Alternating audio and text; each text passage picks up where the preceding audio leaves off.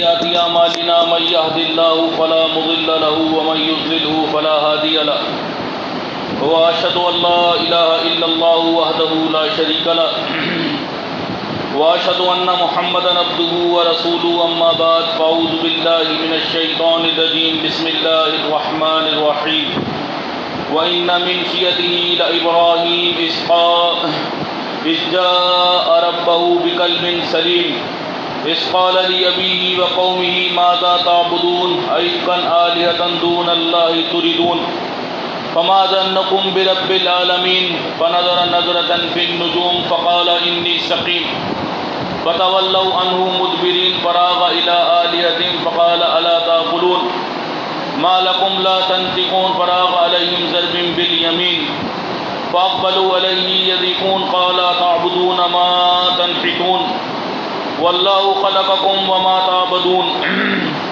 اللہ کے نام سے جو بڑا مہربان اور نہایت رحم کرنے والا ہے۔ آپ بھائیوں کے سامنے سورہ صفات کی چند آیتیں جو اللہ کے خلیل ابراہیم علیہ السلام کی زندگی کی واقعات کے اوپر ہے، وہ آپ کے سامنے تلاوت کی ہے، بیان کی ہے۔ یہ اللہ رب العالمین کی کتاب ہے قرآن مجید، جو اللہ تعالیٰ نے اپنے آخری نبی محمد صلی اللہ علیہ وآلہ وسلم کے اوپر اللہ تعالیٰ نے اتاری۔ اللہ پاک نے اس سے پہلے زمین کے اوپر توریت، زبور، انجیل اور یہ آخری کتاب قرآن مجید اپنے آخری نبی محمد صلی اللہ علیہ وسلم پہ اتاری، لوگوں کی ہدایت کے لیے۔ اس آخری کتاب اور اس آخری نبی کے بعد اللہ تبارک و تعالیٰ اس زمین کے جو نظام ہے اس کو ختم کر دے گا، وائنڈ اپ کر دے گا، اور پھر ہم سب کو اللہ کے آگے پیش ہونا ہے، اس زندگی کا حساب دینا ہے۔ مقصد ہے کائنات، جس کے لیے کائنات کی تخلیق کی گئی، جس کے لیے ہمیں بھیجا گیا، اس کا جواب دینا ہے۔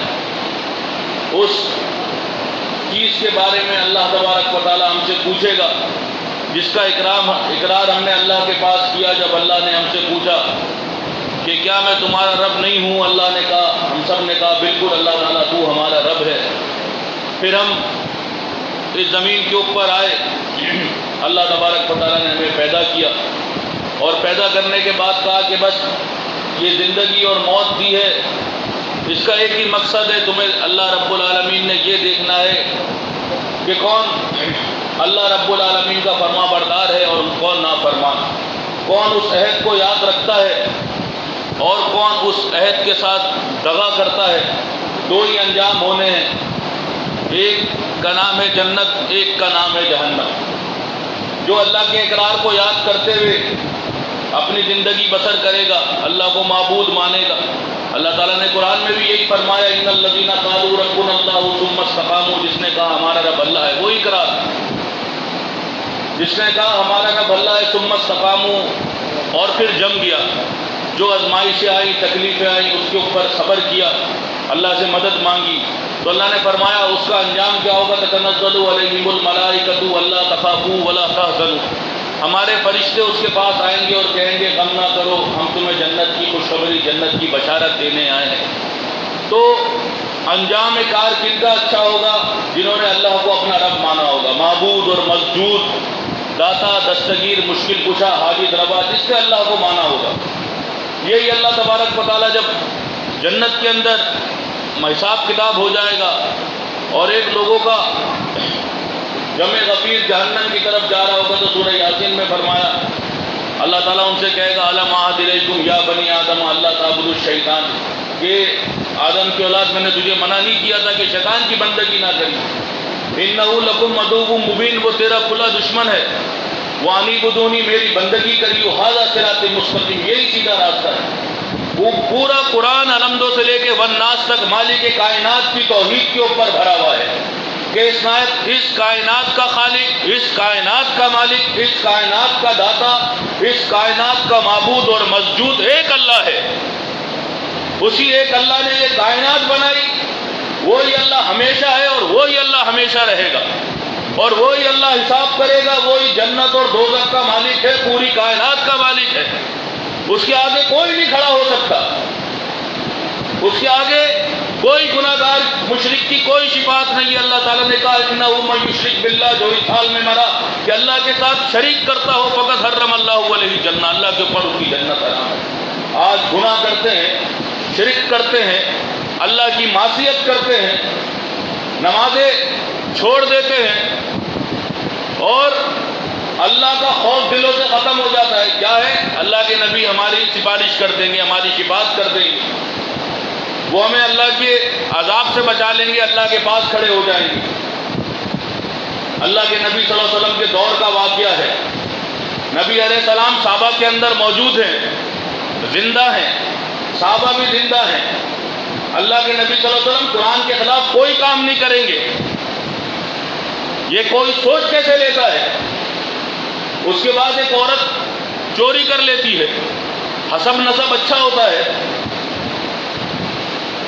اور پھر صحابہ کہتے ہیں کہ اس کے معاملے میں کچھ نرمی برتی جائے، اس کی چوری ویسی چوری نہیں ہے، یہ تو ایک اچھے گھرانے سے، چلو غلطی ہو گئی، اس کو نظر انداز کر دینا چاہیے۔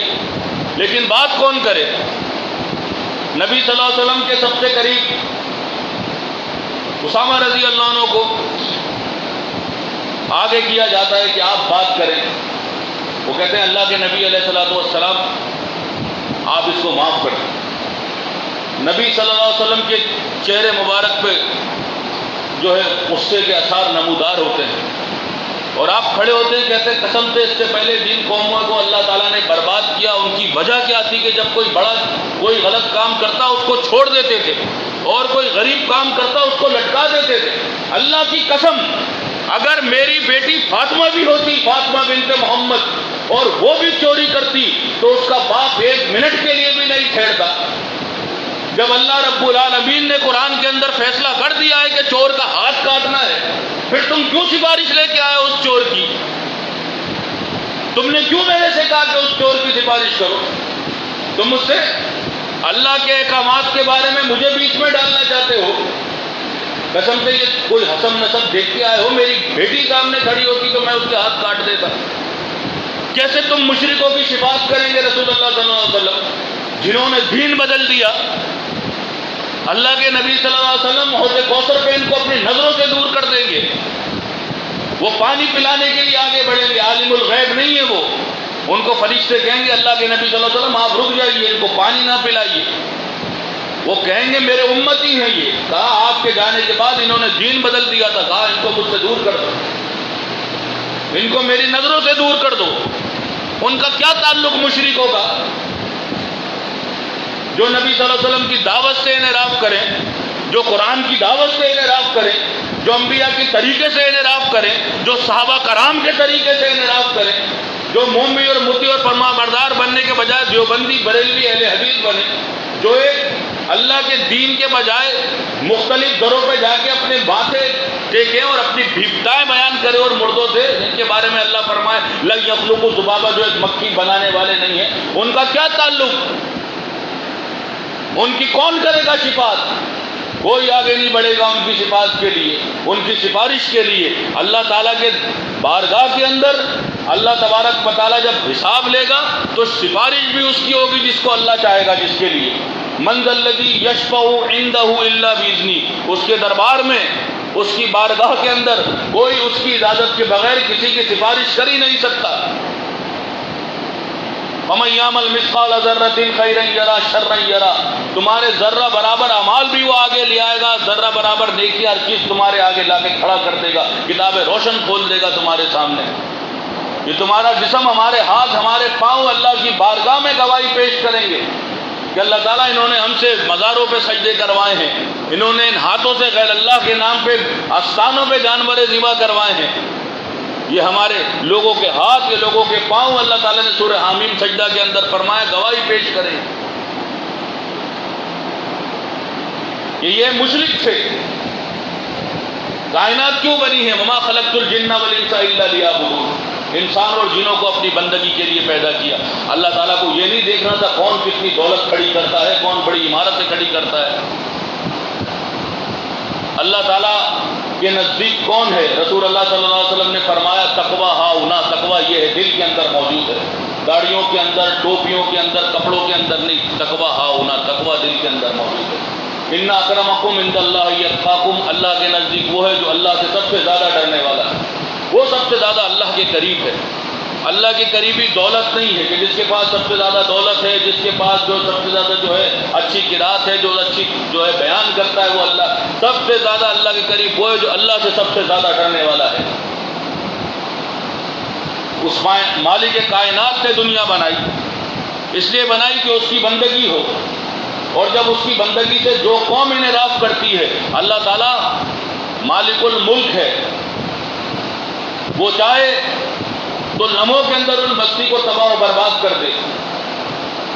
جس کے کن سے کائنات وجود میں آئی، اسی کے کن سے یہ کائنات ختم ہو جائے گی۔ ایک لمحے کے لیے بھی کائنات کا کوئی ذرہ نہیں سوچے گا اللہ کے اس حکم سے انحراف کرنے کا، ایک منٹ کے لیے نہیں سوچے گا۔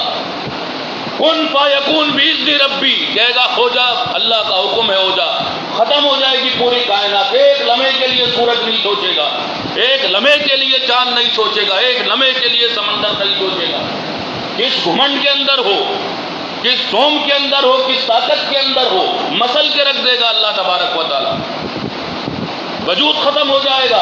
اللہ نے قرآن کے اندر جو ذکر اقوام کا کیا، اس کے بعد اللہ نے فرمایا ولا یضر اللہ شیئا، اللہ کو کسی کا کوئی ڈر نہیں تھا۔ جب اللہ نے ان کی بستیوں کو ختم نیست و نابود کیا، اللہ کو کوئی ڈرنے کا، نہ کوئی اللہ کے آگے کھڑا ہوا ہل تری من باقیہ، نہ کوئی باقی بچا۔ آپ کا جسم، آپ کا وجود، کیا چیز آپ کے جسم میں آپ کے کنٹرول میں ہے؟ یہ آنکھیں آپ کے کنٹرول میں ہیں، جس ٹائم چاہیں اس کی بینائی ختم ہو جائے گی۔ یہ دل آپ کے کنٹرول میں ہے، جس ٹائم چاہے گا اللہ اس کو بند کر دے گا۔ یہ جو دھڑک رہا ہے، یہ پمپنگ کر رہا ہے، جس ٹائم چاہے گا اللہ تعالیٰ اس کو روک دے گا۔ یہ کڈنی ہے آپ کی، یہ جسم کا سارا نظام ہے، جو آپ نہیں چلاتے، آپ سو جاتے ہیں، اللہ تعالیٰ آپ کا جسم پورا آپریٹ کر رہا ہوتا ہے، آپ کو سانس دلا رہا ہوتا ہے، آپ کی کروٹ اللہ تبارک و تعالیٰ دلوا رہا ہوتا ہے، آپ کے سینسز کو اللہ تعالیٰ برقرار رکھتا ہے۔ یہ سب اللہ کے اختیار میں، آپ کے اختیار میں کچھ بھی نہیں ہے۔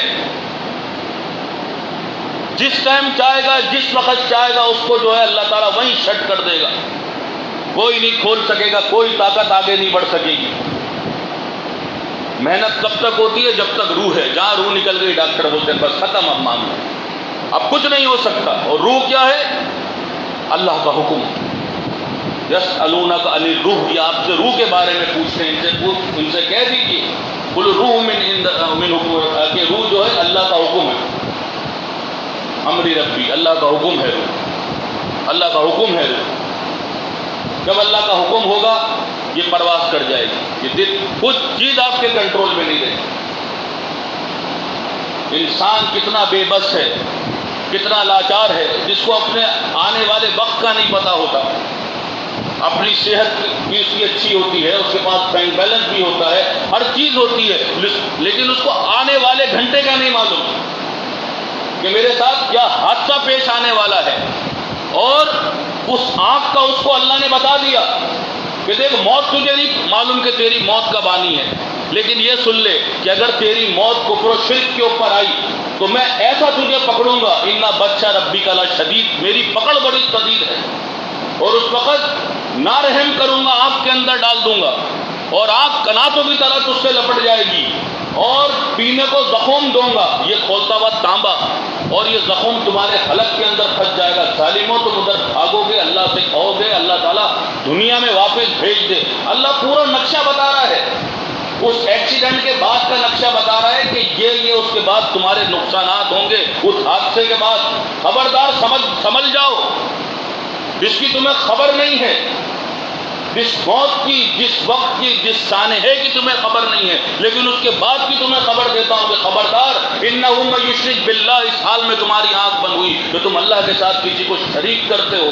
تمہارا عقیدہ صحیح نہیں ہے، تو جنت حرام ہے، ومأواہم نار، پھینک دوں گا جہنم کے اندر۔ القاریۃ ما القاریہ وما ادراک ما القاریہ، تمہیں کیا معلوم وہ کھڑکھڑانے والی کیا ہے؟ وہ کائنات جب ہلائے گا اللہ تعالیٰ، وہ قیامت کا زلزلہ کیا ہے؟ جو زمین ہر چیز باہر نکال کے پھینک دے گی، وہ وقت کیسا ہوگا؟ وہ وقت کیسا ہوگا جو انسانوں کو بھٹا کر دے گا؟ وہ وقت کیسا ہوگا کہ انسان کو اپنی فکر ہوگی، سب بھرنا ہوگے، کوئی کسی کی طرف نظر اٹھا کے بھی نہیں دیکھ رہا ہوگا۔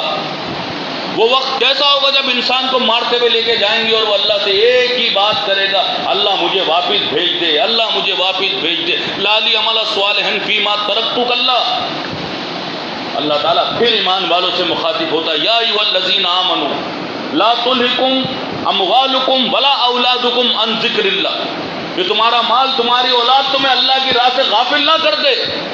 ومن یفعل ذلک فاولئک هم الخاسرون، اگر ایسا ہو کہ تم خسارے میں پڑ گئے۔ اس وقت کو اللہ نے تمہیں یاد دلایا، تمہارے دلوں کے اندر اللہ نے شعور ڈالا کہ اس حادثے کے بعد کی تکلیفیں، اس آگ کی شدت، آج اللہ تبارک و تعالیٰ نے اس سے تمہیں بچا لیا کہ آج تم یہاں بیٹھے ہوئے ہو۔ تمہارے والد کو ایمان دیا، تمہارے بھائی کو اللہ نے ایمان دیا، تمہارے گھر کے اندر اللہ نے ایمان بھیجایا، یہ سب اللہ کی کرم نوازی ہے کہ تم آج اللہ کے دین پہ اسٹل بیٹھے ہوئے ہو، ثابت قدم ہو، اللہ کے حکم سے ہو، اللہ کی عطا سے ہو، اللہ کے رحم سے ہو۔ اللہ نے تمہیں بچا دیا، اب بالکل آنکھیں کھول کے رکھو، ایسا نہ ہو کہ تمہارا مال، کہ تمہاری اولاد، اللہ مومنوں پہ بڑا شفیق ہے، مومن جو مانگتا ہے اپنے رب سے اللہ تعالیٰ اس کو عطا کرتا ہے، کسی کو یہیں دیتا ہے، کسی کو بعد میں دے دیتا ہے، کسی کو آخرت میں دیتا ہے، اس سے اچھی تقسیم کرنے والا کوئی نہیں ہے۔ اللہ کی تقسیم میں انسان کو راضی رہنا چاہیے، اللہ کی تقسیم بہت زبردست تقسیم ہے۔ تو کہا کہ دیکھو ایسا نہ ہو، یہ مال، یہ اولاد تمہیں اس ذکر سے غافل کر دے جس ذکر کی بلندی کے لیے تمہیں اللہ نے دنیا کے اندر بھیجا۔ کس ذکر کی بلندی کے لیے؟ ومن احسن قولا ممن دعا الی اللہ، اللہ کی بندگی کے لیے، اللہ کی دین کے کلمے کی سربلندی کے لیے، کہ کہیں کوئی نیازی کی تعریفیں کر رہا ہے، کہیں کوئی نواز شریف کی تعریف کر رہا ہے، کہیں تو کسی کی، تمہیں کھڑے ہو کے کہنا تمہارا بگاڑ کی اصل وجہ کیا ہے؟ تم نے اللہ کے دین کے ساتھ غدر کیا ہے، اسی وجہ سے آج تمہاری یہ ذلت والی حالت ہو رہی ہے، تم آج ذلیل ہو رہے ہو، تم آج رسوا ہو رہے ہو۔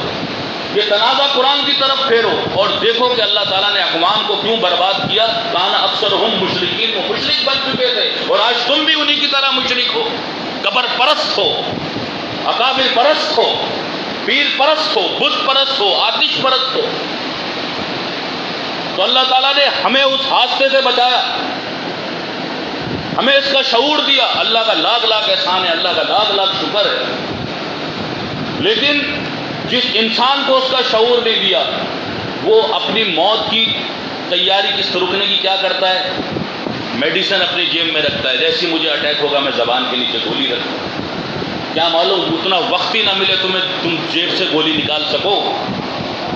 وہ ایک لمحے نہ آگے جائے گا، نہ ایک لمحے پیچھے آئے گا، اس گولی کا بندوبست تو ہے، اس بیماری کا بندوبست تو ہے، لیکن وہ گولی، وہ بیماری جب وقت آ جائے گا کچھ نہیں کر سکے گی۔ لیکن اس آخرت کا بندوبست نہیں ہے جس کا اہتمام آج دنیا میں تم کر کے آگ سے بچ سکتے ہو۔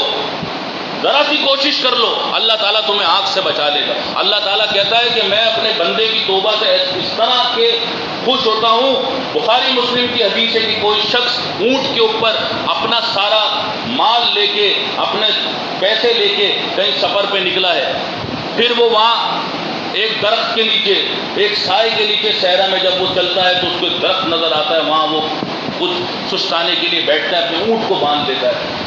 تو اللہ کے نبی صلی اللہ علیہ وسلم فرماتے ہیں وہ اونٹ غائب ہو جاتا ہے، وہ شخص سوتا ہے تو جب آنکھ اس کی کھلتی ہے تو دیکھتا ہے کہ اونٹ نہیں، اور وہ کتنا پریشان ہوگا کہ اتنا لمبا سفر ہے، سامان بھی گیا، مال تھا وہ بھی گیا، تجارت کے لیے جو بھیجنے آیا تھا بچوں کے لیے وہ بھی گیا، سواری بھی گئی، اب کیا؟ تو پریشان بیٹھ جاتا ہے۔ نبی صلی اللہ علیہ وسلم نے فرمایا کہ پھر تھوڑی دیر بعد اس کو اپنا اونٹ آتے ہوئے نظر آتا ہے تو وہ کتنا خوش ہوتا ہے۔ کہا اسی طرح تمہارا رب اپنے بندوں کی توبہ سے خوش ہوتا ہے۔ بخاری اور مسلم کی متفق علیہ روایت ہے کہ تم ایک بالش بڑھو تمہارا رب 10 بالش بڑھے گا، تم ایک ہاتھ بڑھو تمہارا رب 10 ہاتھ بڑھے گا۔ تم بڑھو تو تم کوشش تو کرو۔ قرآن کے اندر اللہ نے فرمایا کہ میرے بندو جنہوں نے اپنی جانوں کے اوپر ظلم کیا، لا تقنطوا من رحمت اللہ، اللہ کی رحمت سے کبھی مایوس نہ ہو۔ دنیا کے ظالم اور دنیا کے جابر حکمران غلطی کر کے لوگ پہنچتے ہیں، معافی تلافی کرنے کے لیے جاتے ہیں تو کتنے لوگوں کا سہارا لیتے ہیں، یار ایسا نہ ہو ہمیں دیکھ کے پریشان ہو، اپنے گن مین کو بولے اس کو گولی سے اڑا دو۔ یہ میرے مخالف الیکشن میں کھڑا ہوا تھا، اس نے میرے اوپر کیس کیا تھا، یا اس نے میری پراپرٹی کے اوپر اس نے جو ہے قبضہ کیا تھا۔ جب وہ سامنے پیچ اپ کے لیے آتے ہیں تو بڑے ڈر کے 2-3 لوگوں کو بیچ میں ڈال کے تصفیے کے لیے پھر جاتے ہیں کہ مخالف گروپ جو ہے وہ کوئی اسلحہ لے کے نہ بیٹھے۔ کیا آپ ہیں نا، تمہیں احساس ہوا تمہارا میں نے کیا حال کیا عدالت کے اندر یا تمہاری فیملی کے اندر، تمہارے بندے مارے، آج تم سرنڈر کر گئے، آج میرے پاس آئے ہو پیچ اپ کے لیے۔ لیکن وہ رب وہ خوش ہو رہا ہے اس مسافر کے بعد جو اپنے اونٹ کو آتے ہوئے دیکھ کے خوش ہوتا ہے۔ وہ ایک قدم دوڑتے ہوئے بندے کی طرف 10 قدم دوڑتا ہے، وہ ایک بالش بڑھتے ہوئے کی طرف 10 بالش بڑھتا ہے، اور کہتا ہے میرے بندوں میری رحمت سے کبھی مایوس نہ ہونا۔ جس وقت احساس ہو جائے اپنے رب کی طرف پلٹو اور یاد رکھو ایک بات اللہ تعالیٰ تمہیں بتاتا ہے، یبدل اللہ سیئاتہم حسنات، تمہارے ان گناہوں کو اللہ ثوابوں میں بدل دے گا۔ وکان اللہ غفور الرحیم، اللہ غفور الرحیم۔ تم پلٹو اللہ کی طرف، جس ٹائم تمہیں احساس ہو جائے کہ واقعی میں غلطی پہ تھا، ندامت ہو جائے تو تمہیں کوئی واسطے وسیلے بنانے کی ضرورت نہیں ہے، کسی کے در کے اوپر جا کے اپنے آنسو بہانے کی ضرورت نہیں ہے، اللہ کی طرف پلٹ جاؤ، اللہ کی طرف رجوع کرو، اللہ سے استغفار کرو۔ اللہم انک عفو تحب العفو فاعف عنی، اللہ تعالیٰ تو معافی ہے، معافی کو پسند کرتا ہے، مجھے معاف کر دے۔ ابو بکر صدیق رضی اللہ عنہ کو اللہ کے نبی صلی اللہ علیہ وسلم دعا سکھاتے ہیں، ابو بکر اس طرح دعا کیا کرو اللہ سے، اللہم انی ظلمت نفسا ظلما کثیرا ولا یغفر الذنوب الا انت فاغفر لی مغفرۃ من عندک وارحمنی انک انت الغفور الرحیم۔ وہ جنت پہ مقام پانے والے، وہ نبی صلی اللہ علیہ وسلم کی جو ہے مجلس میں رہنے والے، ان کے ساتھ ان کی صحبت اختیار کرنے والے صحابہ کرام، ان کا ڈر اللہ سے اتنا تھا جن کو اس دنیا کی زندگی میں جنت کے سرٹیفکیٹ مل گئے تھے کہ وہ ہر وقت اللہ کی اس خوف سے ڈرتے تھے جو اللہ تبارک و تعالیٰ نے جہنم تیار کر رکھی، اور اللہ سے استغفار کرتے تھے۔ تو انسان کو پتہ ہے کہ وہ ذرا سی کوشش کرے، اپنے کاروبار کے لیے کتنی کوششیں ہوتی ہیں، ادھر بھاگ ادھر بھاگ، آپ کو پتہ چل جائے کہ آپ اگر یہ کورس کر لیں گے آپ کو پرموٹ کر دیا جائے گا، آپ وہ کورس کرتے ہیں، وہ زبان سیکھتے ہیں، وہ ٹائپنگ سیکھتے ہیں، لیکن آپ اس پہ مہارت حاصل کر ہی لیتے ہیں، آپ کا شوق ہوتا ہے۔ اسی طرح اللہ تبارک و تعالیٰ کہتا ہے اللہ سے محبت کرو، اللہ کے دین سے محبت کرو۔ سب سے اچھا وہی ہے جو لوگوں کو اللہ کی طرف بلائے۔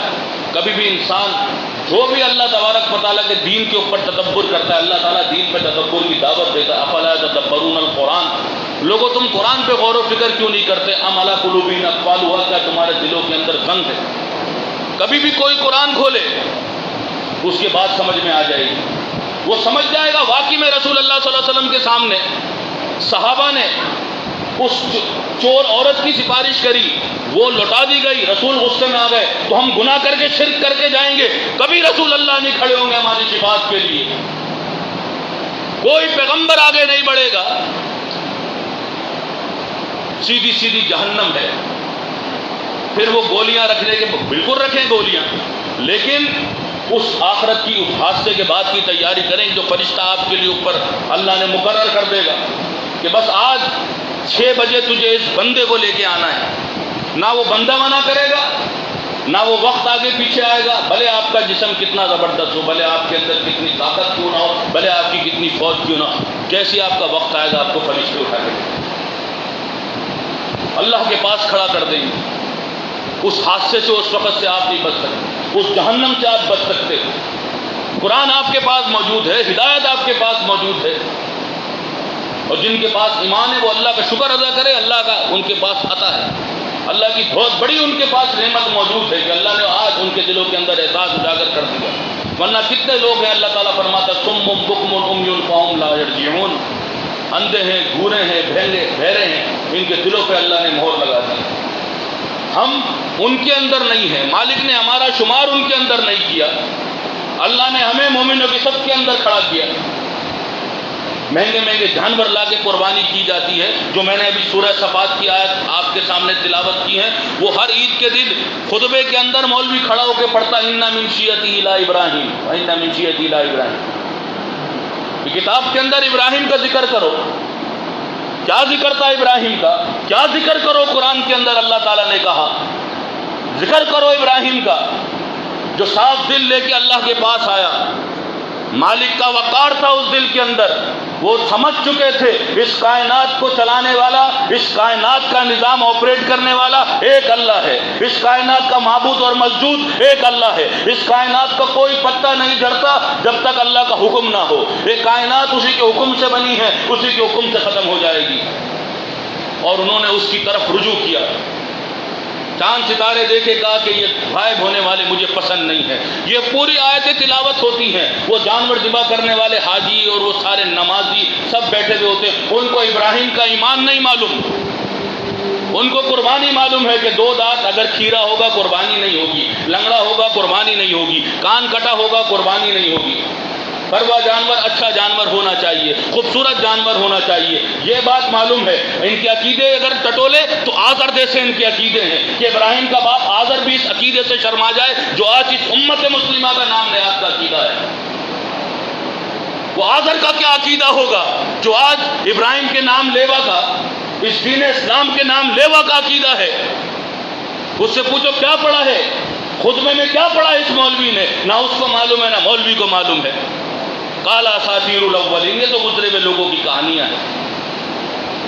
تم جانور قربانی کرنے چلے ہو، تم نے سب پر سن لیا کہ چاند نظر آ گیا، اب ناخن نہیں کاٹنے، شیپ بڑھنے دینی ہے، جہاں چھری پھیرنی ہے جا کے نائی سے اپنی داڑھی بھی کٹوانی ہے، داڑھی پہ بھی چھری پھیرنی ہے، لیکن اس وقت تک نہیں جب تک جو ہے 10 ذی الحج کو جانور پہ چھری نہ پھیر دیں۔ سب پتہ ہے، ناخن بھی نہیں کاٹیں گے، سب پتہ ہے۔ آفس میں کوئی بولے بھائی ناخن بڑے، بھائی میں قربانی کر رہا ہوں، اچھا اچھا بھائی ٹھیک ہے، بڑا احسان کر، تو اب ہر چیز معلوم ہے۔ ایمان پوچھو ابراہیم علیہ السلام کا ایمان کیا تھا؟ ابراہیم علیہ السلام نے اپنے باپ سے کیا کہا؟ ابراہیم علیہ السلام کے باپ نے اس کو گھر سے کیوں نکالا؟ کیوں نکالا ابراہیم علیہ السلام کے باپ نے؟ اللہ جب ذکر کراتا ہے تو اللہ کہتا ہے ابراہیم علیہ السلام کا ذکر کرو، اللہ کے حضور صاف دل لے کے آئے، اور اللہ تبارک و تعالیٰ سے انہوں نے ہدایت کا راستہ مانگا، اور پھر اس کے بعد انہوں نے اپنے باپ سے کہا کہ ابا جان یہ کیسوں کے آگے جھکتے ہیں آپ، کیسوں کے آگے جھکتے ہیں کہ جو نہ سن سکتے ہیں نہ بول سکتے ہیں، جن کو آپ تراشتے ہیں، یہ کیسے معبود ہو سکتے ہیں؟ کتنے پیار سے اور کتنے اچھے انداز سے ابراہیم علیہ السلام اپنے باپ کو دعوت دیتے ہیں۔ ان کا والد آزر بتوں کی جو ہے وہ بت فروش تھا، بت بناتا تھا، اس نے کہا ابراہیم ہم نے اور ہمارے باپ دادا نے اسی کی پوجا کی ہے اور ہم یہی دیکھتے چلے آئے ہیں۔ تو انہوں نے ابراہیم علیہ السلام نے کہا ابا جان انتم و آباؤکم، حکمت میں نہیں لپیٹی یہ بات، سیدھی سیدھی بات کی، کیونکہ ابراہیم علیہ السلام کو پتا تھا کہ والد کسی ٹائم بھی ہو، میں بھی کسی ٹائم اللہ کے پاس چلا جاؤں گا، کیا معلوم یہ آخری وقت ہو، اس موقع کو غنیمت جانا، جب بات کھل گئی تو پوری طریقے سے کھولنی ہے، ان کو معلوم مجھے کوئی نقصان نہیں پہنچا سکتا، لیکن ابھی یہ بات چھپا دی، اللہ تعالیٰ کیا میں اللہ مجھ سے پوچھے گا کیوں نہیں بتا، فوراً کہا ابا جان انتم و آباؤکم، آپ بھی اور آپ کے باپ دادا بھی کھلی گمراہی کے اندر مبتلا ہیں، اور ابا ہمارے اور آپ کے اندر پیچ اپ جب ہوگا جب آپ اللہ وحدہ لا شریک پہ ایمان لے آئیں۔ ان کے باپ نے یہ نہیں بولا تو بڑا بدتمیز ہے، کبھی میرا کہنا نہیں مانا، ایسی بات نہیں کی، فرما بردار اولاد تھا، ایک زبردست بیٹا تھا، اسی بات کے اوپر پوائنٹ کیا ابراہیم سنسار کر دوں گا، اپنے معبودوں کو برا کہتا ہے، اور اس کے بعد نکال دیا، چلے گئے، کہا کہ اللہ تبارک و تعالیٰ مجھے راستہ دکھائے گا۔ اس کے بعد ان معبودوں کو توڑا، جب انہوں نے کہا کہ چلو ابراہیم ہمارے ساتھ، کام انی سقیم، اس کے بعد ان معبودوں کو توڑا، اور اس کے بعد وہ آئے، انہوں نے کہا ہمارے معبودوں کا حال کس نے کیا؟ تو انہوں نے کہا کہ آپ انہی سے پوچھ لو۔ کہا ابراہیم یہ بول نہیں سکتے۔ جب یہ بات ہوئی اس کے بعد ادھر بھی اللہ کی دعوت پیش کی، اور کیا زبردست دعوت پیش کی اللہ نے قرآن کے اندر اس دعوت کو بیان کیا کہ جو بول نہیں سکتے تمہارے اوپر اف ہے، اور ان کی گردنیں جھک گئی۔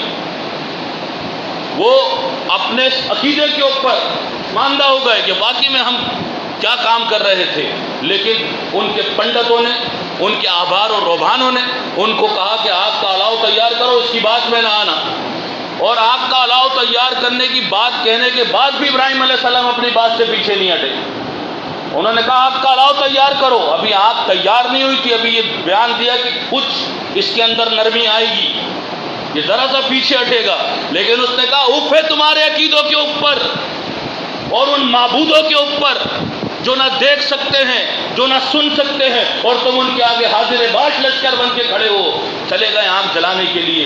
اللہ رب العالمین نے کہا کہ آگ یا نار کونی بردوں وسلام علی ابراہیم، کہ ٹھنڈی ہو جائے ابراہیم کے لیے، اور اس کے بعد ابراہیم کو آگ میں ڈالا گیا، اور آگ نے ابراہیم علیہ السلام کا کچھ نہیں کیا۔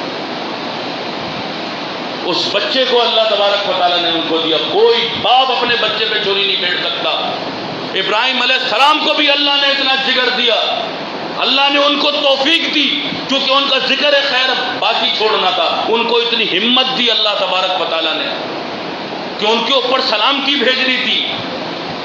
آدم علیہ السلام کے 2 بچوں نے ایک کو قتل کیا، اب جو بھی قتل ہوگا اس بچے کے حساب میں اس قتل کا جو ہے وہ حصہ ڈالا جائے گا، اور قربانی انہوں نے دی اللہ کی راہ میں۔ آزمائش دیکھیں، اس کے بعد اللہ تعالیٰ نے ان کا ذکر خیر باقی چھوڑنا تھا۔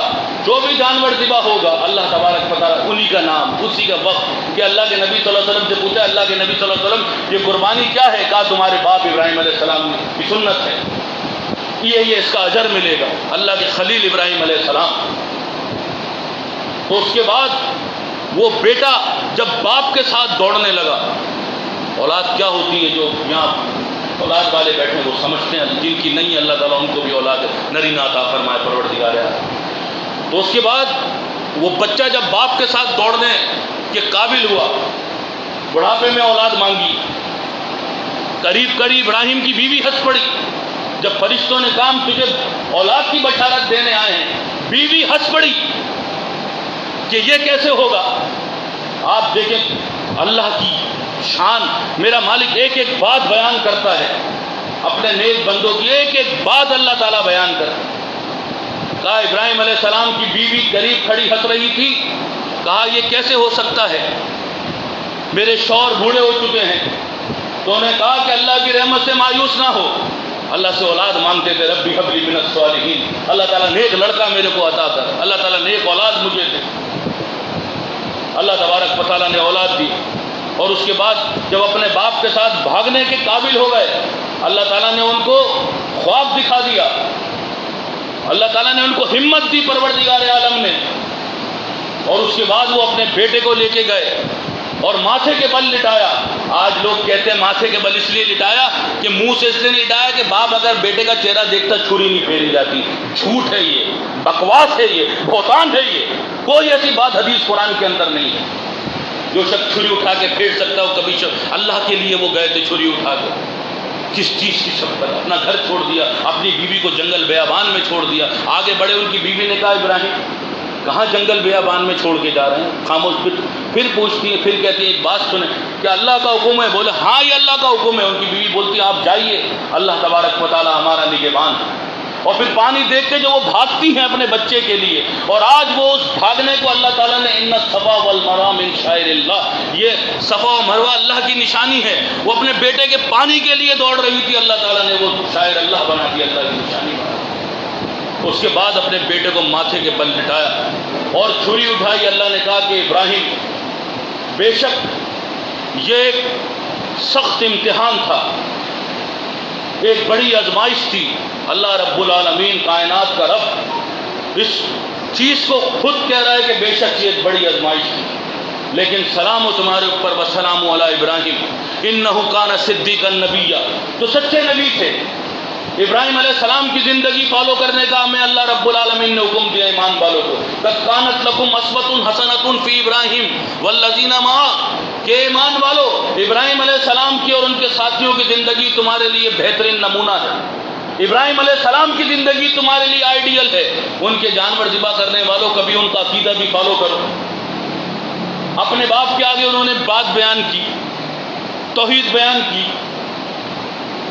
آج قربانی کوئی اختلاف نہیں، نماز کوئی اختلاف نہیں، حج کوئی اختلاف نہیں ہے، زکوٰۃ میں کوئی اختلاف نہیں ہے، جانور کس طرح کوئی اختلاف نہیں، 7 حصوں میں کوئی اختلاف نہیں. اختلاف کہاں ہے؟ عقیدے کے اوپر. جو تمام انبیاء کا ایک تھا، شرع لکم من الدین و وصی بہ نوح و ابراہیم. اللہ نے کہا شریعت ایک ہی تھی ہر نبی کی. کیا نبی؟ اللہ تعالیٰ نے فرمایا وَلَقَدْ بَعَثْنَا فِي كُلِّ أُمَّةٍ رَسُولًا أَنِ اعْبُدُوا اللَّهَ وَاجْتَنِبُوا الطَّاغُوتَ. ہر نبی نے اللہ کی بندگی کی دعوت دی کہ لوگوں اللہ کی بندگی اختیار کرو. ابراہیم علیہ السلام بھی وہی بات لائے تھے جو نوح علیہ السلام لائے تھے، جو آخری نبی محمد صلی اللہ علیہ وآلہ وسلم لائے تھے. وہی بات لے کے آئے تھے، یا قوم اعبدوا اللہ ما لکم من الہ غیرہ. انہوں نے بھی بتوں کو توڑا. آج ابراہیم علیہ السلام کی بات کرنے والے، ان کی سنت کو اجاگر کرنے والے، اس کے گلے کے اندر آپ دیکھیے تعویذ ہوں گے، اس کے بچے کے ہاتھ میں دیکھیں کڑا پڑا ہوا ہوگا، اس کی گاڑی کے نیچے دیکھیں جوتا لٹکا ہوا ہوگا، اس کی چھت کی ٹنکی کے اوپر گائے کی سینگ ہوگی، اس کے دروازے میں گھوڑے کی سم لٹکی ہوئی ہوگی، اور وہ جانور ذبح کر رہا ہوگا. اس کا ایمان تعویذ پہ، گائے کی سینگ پہ، گھوڑے کی نال کے اوپر، اور وہ کرنے چلا ہے جانور ذبح. ابراہیم کی سنت اجاگر کرنے کے لیے سب سے بڑا بت پرست تھے، وہ قبر پرست تھے. وہ اللہ کے نبی صلی اللہ علیہ وسلم نے کیا فرمایا؟ انی انہاکم عن ذلک، میں تمہیں کس فعل سے منع کرتا ہوں کہ دیکھو ان قبروں کو زمین کے برابر کر دو، ان پہ مجاور بن کے نہ بیٹھو، ان پہ منتیں مرادیں نہ مانگو. اللہ کی لعنت ہو ایسا فعل کرنے والوں پہ. یہ لعنتی جا کے وہاں منتیں مرادیں مانگتے ہیں، وہاں جا کے اپنی بیفتائیں بیان کرتے ہیں کہ ہمارا مشکل کشا ہے، یہ ہمارا حاجت روا ہے. اور اللہ تبارک و تعالیٰ فرماتا ہے اموات غیر احیاء، یہ اپنی قبر کے اندر مردہ ہے. وما یشعرون، اس کو اتنا بھی شعور نہیں. ایان یبعثون، یہ دوبارہ زندہ کر کے کب اٹھائے جائیں گے. یہ کہتے ہیں بالکل شعور ہے. اس قبر کے اوپر اگر آگے پرندہ بیٹھتا ہے وہ اس کی پہچان بھی کرتا ہے نر ہے یا مادی ہے. اس کی دکان صبح کھلتی ہے تو وہ ایک 3 کٹوریاں لے کے کالے کپڑے پہنا ہوا ایک فقیر گھستا ہے. وہ کہتا ہے ہاں، بولا 1 منٹ میں باہر نکلوں. وہ پاؤڈر ڈال کے پوری دکان پہ دھونی دیتا ہے، بولا برکت ہوگی. یہ آتش پرست مشرک اور یہ دھونی پرست، یہ بھی مشرک، یہ بھی آتش پرست ہے. وہ اپنے ہاتھ سے معبودوں کو بنا کے ان کو سجدہ کرے، وہ مشرک. یہ اپنے ہاتھ سے قبریں بنا کے ان کے آگے جھکے، یہ بھی مشرک. یہ بھی بت پرست، وہ بھی بت پرست. وہ آتش پرست، یہ بھی آتش پرست. وہ گائے کے پجاری، یہ سینگوں کے پجاری. من تعلق شیئا وکل علیہ، جو کسی چیز کے اوپر توکل کرے گا اللہ اس شے کے اس کو حوالے کر دے. اللہ کے نبی صلی اللہ علیہ وسلم نے ایک شخص کو دیکھا پیتل کا کڑا پہنا ہوا تھا. کہا کس لیے پہنا ہے؟ بولا بیماری کی وجہ سے. بولا پھینک دے اتار کے، اگر یہ پہنے میں تیری وفات ہو گئی، مر گیا تو سیدھا جہنم میں چلا جائے. کون سی تعلیمات مانی جا رہی ہے؟ کون سے انبیاء کے طریقے پہ چلا جا رہا ہے؟ پھر کہتے ہیں تبدیلی آئے گی. کون سی تبدیلی آئے گی؟ یہ نیازی اور یہ شریف تمہاری تبدیلیاں لائیں گے. تمہیں تو اس قوم کو بتانا چاہیے کہ لوگوں وَلَوْ أَنَّ عَلَى الْقُرَىٰ، ایک ہی اللہ تعالیٰ نے فارمولہ بتایا ہے تبدیلی کا. وَلَوْ أَنَّ عَلَى الْقُرَىٰ، اگر یہ بستی والے ایمان لے آئیں وَاتَّقَوْا، اللہ سے ڈریں، لَفَتَحْنَا عَلَيْهِمْ بَرَكَاتٍ مِّنَ السَّمَاءِ وَالْأَرْضِ، اللہ زمین آسمان کے دہانے کھول دے گا. یہ نیازی اور یہ شریف، یہ لوگ ہمارے ملک کے اندر ترقی لائیں گے. ان کے سپورٹر ہیں ہم، جو سلیکٹ ہونے کے بعد قبروں پہ چادریں چڑھائیں. یہ تبدیلی نہیں آئے گی، یہ بربادی اور پھیلتی رہے گی. آباد کاری کب ہوگی؟ جب اپنے ایمان کو ظلم سے بچایا جائے گا. اولئک لہم الامن، اللہ کی طرف سے امن آئے گا. وہم مہتدون، ہدایت نصیب ہوگی. اللہ تعالیٰ اپنی رحمتوں کے دہانے کب کھولے گا؟ کہ جب اللہ سے ایمان لایا جائے گا، اللہ سے ڈرا جائے گا. مکہ کے اندر کتنا بگاڑ تھا، زندہ لڑکیوں کو گاڑ دیا جاتا تھا، قتل و غارت تھی، اپنی حق غضب کر لیا جاتا تھا. نبی صلی اللہ علیہ وسلم نے ایک معاملہ صحیح کیا، ساری گٹھیاں چوریاں جو تھی ساری گٹھانے تھی سب سلجھ گئی. ایک معاملہ جو تھا عقائد کا وہ صحیح کیا, سب بالکل سیدھے ہو گئے. چوریاں بھی ختم ہو گئی, شراب بھی ختم ہو گئی, سارے معاملات ختم ہو گئے, لوگ نیک بن گئے. یا ایھا الناس قولوا لا الہ الا اللہ تفلحوا, اس دعوت کے اوپر سب کو اکٹھا کیا. جب یہ قوم اس دعوت کے اوپر اکٹھا ہو جائے گی, اپنا عقیدہ صحیح کر لے گی, اپنا ایمان صحیح کر لے گی, اللہ کی قسم پھر نہ گائے کا پیشاب پینے والی قوم اس کو مارے گی, نہ کتے اور خنزیر کھانے والے اس کو ماریں گے, نہ اس کے پاس جا کے یہ ایگریمنٹ کرائیں گے, نہ ان کو یہ سبسڈیاں دیں. کیوں؟ جب یہ اسی وجہ سے ہے کہ انہوں نے اللہ کے ساتھ غدر کیا. آج گندم ہے لیکن ان کے اوپر نہیں ہے, ان کے اختیار میں نہیں ہے. ان کا ملک کتنا سرسبز و شاداب ہے, اللہ کی ہر نعمت ہے, اور یہ مقروض ہیں. ان ممالک کے مقروض ہیں جن کے پاس کوئی نعمت نہیں ہے, گیس ان کے پاس, اناج ان کے پاس, کپاس ان کے پاس, لیکن مقروض کن کے؟ جن کے ملک میں کچھ بھی نہیں ہے, ان کے مقروض ہیں. کیوں؟ اللہ تعالیٰ ان کو دکھاتا ہے کہ لوگو وَلَوْ أَنَّ عَلَى الْقُرَىٰ, اللہ کی طرف پلٹو, وَاللَّهُ يَدْعُو إِلَى الدَّارِ السَّلَامِ, اللہ تمہیں سلامتی کی طرف بلاتا ہے. کیا تم اپنے مالک, اپنے خالق کو ناراض کر کے اس کی زمین پہ رہ لو گے؟ کیا اللہ کو ناراض کر کے تم اس کی زمین پہ سانس لے لو گے, اس کی ہواؤں میں سانس لے لو گے؟ کیا اللہ کو ناراض کر کے اس کا پانی اپنے جسم میں اتار لو گے؟ یہ پانی خشک ہو جائے گا, یہ کھیتیاں سڑ جائیں گی. اپنے مالک کو ناراض کرو گے, کبھی بھی اس کے اندر برکتیں نہیں آئیں گی. برکتیں جب ہی آئیں گی جب اپنے خالق کو راضی کر لو گے. وہ خالق راضی ہو جائے گا تو سارے معاملات تمہارے سدھر جائیں گے. پھر کسی کے پاس بھیک مانگنے کی ضرورت نہیں پڑے گی, کسی کے آگے جھکنے کی ضرورت نہیں پڑے گی. 1000 آقاؤں کے غلام بنے وہ اس وجہ سے کہ تم نے ایک آقا کی غلامی اختیار نہیں کی, اس لیے آج ہر در کے اوپر تم ذلیل ہو. ایک آقا کی غلامی اختیار کر لو. یا ایھا الناس انتم الفقراء الی اللہ, لوگوں تم اللہ کے در کے فقیر ہو, اللہ کے در کی فقیری اختیار کر لو, اللہ کے در کے آگے جھک جاؤ, اللہ تعالیٰ تمہارا سر ہر در کے آگے جھکنے سے بچا لے گا. لیکن اللہ تبارک و تعالیٰ کو الہ ماننا پڑے گا. اپنے آپ کو ان فرقوں سے نجات دلانی پڑے گی, جان چھڑانی پڑے گی. نبی صلی اللہ علیہ وسلم کی تعلیمات کی طرف آنا پڑے گا, قرآن و حدیث کو فالو کرنا پڑے گا, اپنا ایمان بنانا پڑے گا. اس کے بعد میرے بھائیوں تمام چیزیں سیٹ ہو جائیں گی. صحابہ کرام کہاں سے کورس کر کے آئے تھے؟ وہ تو خود اللہ کے نبی صلی اللہ علیہ وسلم کے پاس بیٹھ کے انہوں نے تعلیم حاصل کی, لیکن ان کا فوکس کیا تھا؟ اللہ کی سربلندی. اسی کے اوپر وہ نبی صلی اللہ علیہ وسلم کے ساتھ تھے. خط لے کے گئے, مار کھائی, کہیں سے ڈانٹ سنی, کچھ ہوا. اس کے بعد پھر فوج لے کے گئے, وہ وقت بھی آیا. مکہ سے نکالے گئے, پھر مکہ پہ لاکھوں کا لشکر لے کے بھی آئے. اللہ تعالیٰ نے کہا کہ اللہ تعالیٰ نے حق کو اس کے اوپر غالب کر دیا, کیونکہ وہ اللہ کے دین کی سربلندی کے لیے لڑ رہے تھے. اللہ کے نبی صلی اللہ علیہ وسلم نے پوچھا کون سا جہاد سب سے افضل ترین ہے؟ اللہ کے نبی صلی اللہ علیہ وسلم نے کہا کہ جو اللہ کے کلمے کو بلند کرنے کے لیے کیا جائے, وہ کوشش جو اللہ کے کلمے کو بلند کرنے کے لیے کی جائے, وہ جہاد, وہ کوشش سب سے افضل ہے. آپ دعوت اللہ دے رہے ہیں, سب سے افضل ترین جہاد ہے. آپ اللہ کی بڑائی بیان کر رہے ہیں, سب سے افضل ترین جہاد ہے. میرے بھائیو, اس سے اچھی بات کیا ہوگی کہ اللہ نے آپ کو اپنی دعوت کے لیے چنا, اور اپنے معاملات بھی اللہ کے آگے لوٹا دو. کبھی کاروبار کے اندر پریشانی ہو, تکلیف ہو, کوئی مجھے کاروبار کے اندر چل رہا ہے, آج مزہ نہیں, بولو شکر ہے اللہ کا, بڑا کرم ہے اللہ رب العالمین کا. یہ باتیں کاروبار میں کمی ہے, یہ نماز اور آپ کے اللہ کے معاملات ہیں. نماز میں آپ کو رب سے کرنی ہے, رات کو اٹھ کے آپ کو اللہ سے کرنی ہے. اللہ تعالیٰ مجھے اولاد چاہیے, اللہ تعالیٰ مجھے کاروبار کے اندر خیر و برکت چاہیے, اللہ تعالیٰ میں بیمار ہوں, اللہ تعالیٰ مجھے جو ہے شفا چاہیے. یہ آپ کا اور آپ کے رب کا معاملہ ہے. اور اس سے پہلے توکل وہ بنانا ہے کہ اللہ کے جو ہے ولم اقم بدعاء ربی کا شقیہ, سورہ مریم میں زکریا علیہ السلام دعا کر کے بولتے ہیں میں اللہ سے مانگ کے کبھی نامراد نہیں ہوا. ہمارا بھی یہ ایمان ہونا چاہیے کہ ہم اللہ کے اوپر ایمان لے کے آئے ہیں اور اس کے تقاضوں کو پورا کرنا ہے.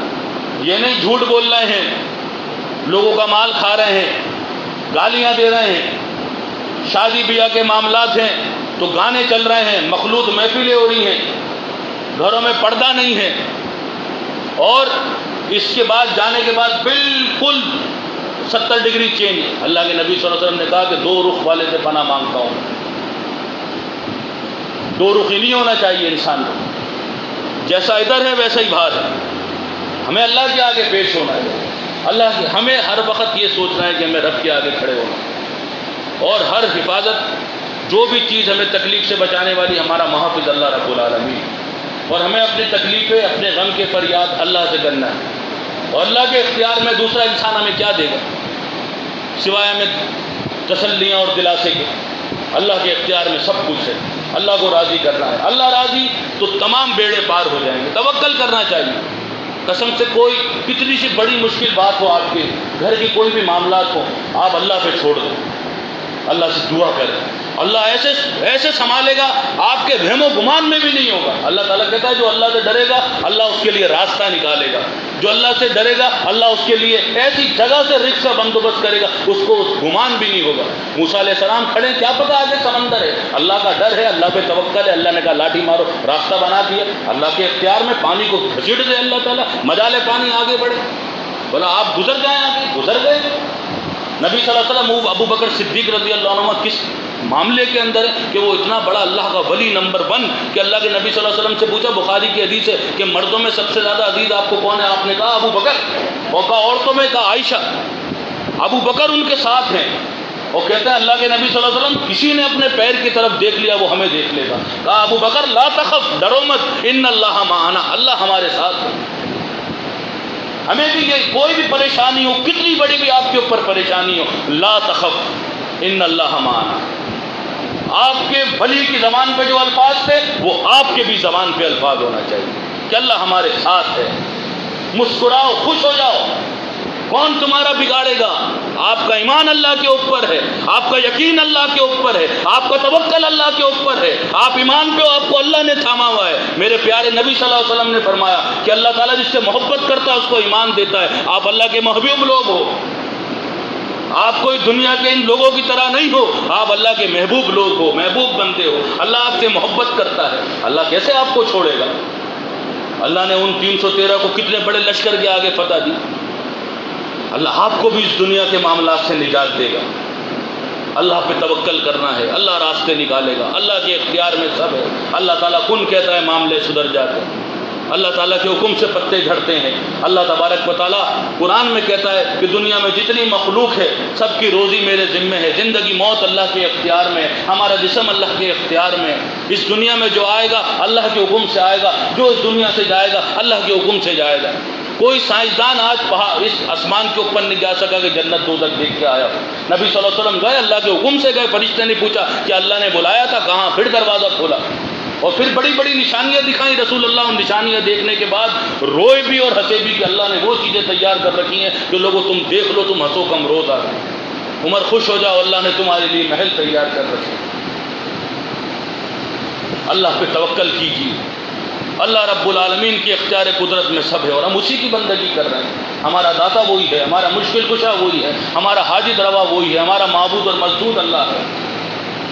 ہم نے اس کی کتاب اٹھائی ہے، اللہ کی قسم، چاہے سجدے کا معاملہ ہو، چاہے یہ امی کا معاملہ ہو، چاہے طاغوتوں کی لسٹوں کا معاملہ ہو، چاہے یہ نزول عیسیٰ کا معاملہ ہو، اللہ کا فضل ہے، اللہ کا شکر ہے، اللہ تعالیٰ نے ہمیں اتنی توفیق دی، ہم نے اس کتاب کو اٹھایا۔ لا تسجدوا للشمس والقمر واسجدوا للہ الذی خلقہن، ہم نے سجدہ یوسف کو ختم کر دیا کہ سجدہ کسی کو نہیں ہے، سجدہ اس کو ہے جس کو اللہ تبارک جس نے کائنات بنائے وہ اللہ ہے۔ جن کے ضمیر مردہ تھے انہوں نے ان ضمیروں کو یوسف علیہ السلام کی طرف موڑا اور وہ جا کے ایک نبی کو ایک نبی کے آگے جھکا دیا۔ اور جو نام نہاد امیر تھا، قرآن میں کتنی طاغوتوں کی لسٹ ہے، الحمدللہ اس کو پوری چیزیں لسٹیں دی گئی کہ دیکھو یہ فرعون، یہ نمرود، یہ حامان، یہ سب کیا ہیں۔ اور اس کے بعد جب دلیل نہیں پڑی سورہ حجرات پیش کر دی، لا ترفعوا اصواتکم، کہ امیر کے آگے بلند آواز سے نہ بولو، بھائی یہ تو نبی کے لیے نہیں میرے لیے بھی ہے، اپنا کام اس کا تمام ہو گیا۔ آج شرک کی دلدل کے اندر ہے۔ نبی صلی اللہ علیہ وسلم لکھنا پڑھنا جان گئے تھے، کہاں لکھنا پڑھنا جان گئے تھے؟ قرآن کہتا ہے کہ آپ اس سے پہلے نہ کتاب جانتے تھے نہ ایمان جانتے تھے، معاملہ ختم، معاملہ فنش۔ وَإِن تَنَازَعْتُمْ فِي شَيْءٍ فَرُدُّوهُ إِلَى اللَّهِ وَرَسُولِهِ، کوئی تنازع ہو جائے اللہ کی کتاب کی طرف پھیرو۔ الحمدللہ ہماری اس جماعت کے اللہ تعالیٰ نے جس کے اوپر رحم کیا، اس امیر نے، اس نے قرآن کے مطابق فیصلہ کیا، اللہ نے اس سے کام لیا۔ اس نے قرآن و حدیث کے مطابق فیصلہ کیا، اللہ نے اس کو ہمت دی، صلاحیت دی کہ اس نے قرآن کے مطابق فیصلہ کیا۔ اللہ نے ہمیں بھی ہمت دی، صلاحیت دی کہ اللہ تعالیٰ نے ہمیں دین کے اوپر کاربند رکھا، ثابت قدم رکھا، اور ابھی بھی ہمیں اللہ سے یہی دعا کرنا چاہیے، ربنا لا تزغ قلوبنا۔ میرے بھائیوں، ایمان بہت بڑی دولت ہے، اللہ کی قسم بہت بڑی دولت ہے۔ پھر آدمی ادھر جا کے بولے گا میں اللہ 15 منٹ رہ کے آیا ہوں، میں 2 منٹ رہ کے آیا ہوں، میں 5 منٹ رہ کے آیا ہوں۔ یہ دنیا کی زندگی ایک چکر لگا کے، جو بادشاہ کا لڑکا جس نے کبھی بھی پریشانی نہیں دیکھی ہوگی، ایک جہنم کا چکر لگا کے آئے گا، وہ آسائشیں بھول جائے گا۔ تو ایسی دنیا سے کیا فائدہ؟ لاہبوں و لغو جو ایک دھوکے کا سامان ہے۔ میرے بھائیو، ایمان بہت بڑی نعمت ہے، اللہ کی بہت بڑی نعمت ہے جو اللہ تبارک و تعالیٰ نے تم لوگوں کو دی ہے، ہمیں دی ہے، اس کی قدر کرو، اللہ سے دعا کرو، ربنا لا تزغ قلوبنا۔ اللہ تعالیٰ تو نے ہمیں ہدایت دی ہے، ایسا نہ ہو شیطان ہم سے ہدایت اچک لے۔ اللہ تعالیٰ ہمیں ہدایت کے اوپر کاربند رکھ۔ اللہ تعالیٰ سے میں دعا کرتا ہوں کہ اللہ تبارک و تعالیٰ ہم سب کو ایمان پہ زندہ رکھ، ہم سب کو ایمان کے اوپر موت دے۔ اللہ تعالیٰ جو پریشان ہے میرے مالک، ان کی پریشانیوں کو میرے مالک دور کر دے، معاشی پریشانی ہو، رشتے کی پریشانی ہو، اللہ تعالیٰ جن کی اولاد دی پروردگار ہے ان کو اولاد نرینہ عطا فرما۔ اللہ تبارک و تعالیٰ ہمیں ایمان پہ زندہ رکھ، ایمان پہ موت دے۔ جو ساتھی میرے مالک اس ایمان کی حالت میں دنیا سے چلے گئے، اللہ تعالیٰ انہیں جنت الفردوس کے اندر جگہ عطا فرما۔ اللہ تعالیٰ ہمیں ایمان کے اوپر جو ہے زندہ رکھ، اور اللہ تبارک و تعالیٰ اپنے دین کو سربلندی عطا فرما، شیطان کے سر سے محفوظ رکھ۔ انشاءاللہ امیر تنظیم یعقوب علی صاحب یہاں موجود ہیں، جس بھائی کے ذہن میں کوئی سوال یا اشکال ہو انشاءاللہ کریں، وہ قرآن اور حدیث کے مطابق آپ کو جواب دیں گے۔ السلام علیکم ورحمۃ اللہ۔